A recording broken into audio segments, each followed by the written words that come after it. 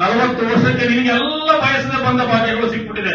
ಯಾರೋ ಯಡಿಯೂರಪ್ಪ ಅವರ PSC ಆಗಬೇಕಾಗಿತ್ತು, ಯಾರೋ ಬಂದಾದ್ರು, ಹೇಗೋ ಕೆಲಸ ಸಿಕ್ಬಿಡ್ತು ಭಗವಂತನ ದಯದಿಂದ. ಹೇಗೋ ಈ ಪಾಪ ಈ ದೇವಾಡಿಗವರು ಇಂತಹ ಒಂದು ಮಹಾನ್ ಕಟ್ಟಡವನ್ನ ಕಟ್ಟಿದ್ರು, ನೀನು ಪುರ ಪ್ರವೇಶವನ್ನ ಮಾಡಿಕೊಟ್ಟಬಿಟ್ರೆ ನಿಮ್ಮನ್ನ ಹೊರ ತೆಗೆದುಹಾಕಿಬಿಡುತ್ತೆ. ದೇವಾಡಿಗ ಸಾಹೇಬೆ, ನಾವು ಸ್ಪಷ್ಟವಾಗಿ ಹೇಳುತ್ತಿದ್ದೇವೆ, ಇದು ಪ್ರೀತಿಯಿಂದ ಕಟ್ಟುತ್ತಿರುವಂತಹ ಮಹಾನ್ ಸಂಘಟನೆ. 27ನೇ ತಾರೀಕು ಏನು ನೈಜ ಹೋರಾಟಗಳಿದ್ದಾರೋ, ಈ ಒಂದು ಪುಣ್ಯಸೌಧವನ್ನು ನಿರ್ಮಾಣ ಮಾಡಕ್ಕೆ ಸಹಕಾರವನ್ನ ನೀಡಿದ್ದಾರೋ, 27ನೇ ತಾರೀಕು ನಿಮ್ಮನ್ನ ಅವತ್ತು ಹೇಳಿದಾರಲ್ಲ, ಅವ್ರನ್ನ ಹೊರಗೆ ಹಾಕಿದ್ದೇನೆ ಅಂತ. ಎಲ್ಲ ನಮ್ಮ ಹಿರಿಯ ಜೀವಗಳು ಒಂದು ಭವನವನ್ನ ಕಟ್ಟಬೇಕಾದ್ರೆ ಎಷ್ಟು ಕಷ್ಟ ಇರ್ತದೆ. 100 ವರ್ಷಗಳ ಮೇರಿ ದೇವಾಸಿ ಅವರು ಕಟ್ಟಿದಂತಹ ಸಂಘಟನೆಯಲ್ಲಿ 100 ವರ್ಷಗಳ ಕಾಲ ಆಳಿದಂತವರು ಸಣ್ಣ ಸಣ್ಣ ಸಣ್ಣ ಪುಟ್ಟ ಕೆಲಸವನ್ನು ಮಾಡಿರ್ತಾರೆ.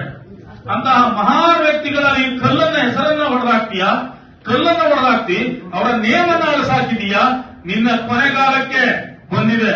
ನಿನ್ನ ಕೊನೆಗಾಲಕ್ಕೆ ಕೊನೆಯ ಮಳೆಯನ್ನ 27ನೇ ತಾರೀಕು ಈ ರಾಜ್ಯದ ಸಮಸ್ತ ಸರ್ಕಾರಿ ನೌಕರರು ಹೊಡೆಯಲು ತಯಾರಾಗಿದ್ದಾರೆ.